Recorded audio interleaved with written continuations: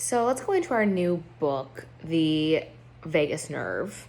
So this is part one. The book is by Wendy Hayden. So we've talked about the vagus nerve a lot. We've talked about the gut-brain connection in multiple blogs and books kind of throughout the past year. This book that Wendy wrote it kind of explains that connection a little bit more as it relates to symptoms in your body and how to help strengthen the vagus nerve. If you're wanting more information, make sure you either read the book or you can take what I've gotten from the book and read the blogs that come out on Tuesday mornings. But feeling safe is going to be the most important part of your journey to making sure that your vagus nerve is strong. There's really no right or wrong way to go through the process of it. But one wonderful thing about the vagus nerve is that there are a lot of ways to stimulate it. The vagus nerve is the longest cranial nerve in our body and connects our brain to all of our major organs. It's the gut-brain connection, right? The vagus nerve allows the brain to send and receive messages from our facial muscles, throat, heart, lungs, and digestive tract. Signals travel in both directions, so they come from the brain to the gut, from the gut to the brain. 80% of the signals travel to the brain from the organs in the body, right? The other 20 is vice versa. The vagus nerve controls the parasympathetic nervous system.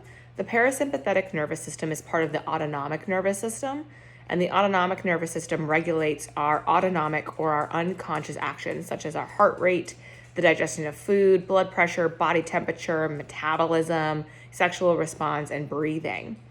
The parasympathetic nervous system handles the rest and digest, or the feed and breed activities.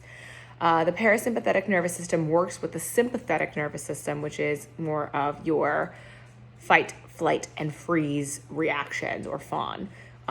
These two nervous systems work in opposition to each other. So when one is turned on, the other one is turned off. You can't use both at the same time. If you're in a stress state, your body cannot heal, rest, or digest your food properly. When we are in a sympathetic state for a lengthy period, our vagus nerve weakens and loses vagal tone. And vagal tone is basically how healthy our vagus nerve is. The higher our vagal tone, the easier it is for us to switch to relax, rest, and digest. So it's a quick snap. The autonomic nervous system's job is to keep us alive, right? It prioritizes stress over all other systems, including the digestive and immune system. It decides where to put our energy and resources. The problem with modern living is that our autonomic nervous system has a tough time telling the difference between a physical threat and an emotional threat. When we are stressed because of work, school, family, relationships, or trauma, our autonomic nervous system can put us in a fight, flight, freeze, or fawn mode for an extended period of time. So that's just a little bit about the vagus nerve so far. If you have any questions on it, there is way more to the blog than there is to this video. So feel free to check that out, or feel free to actually read the book if you're interested in it more.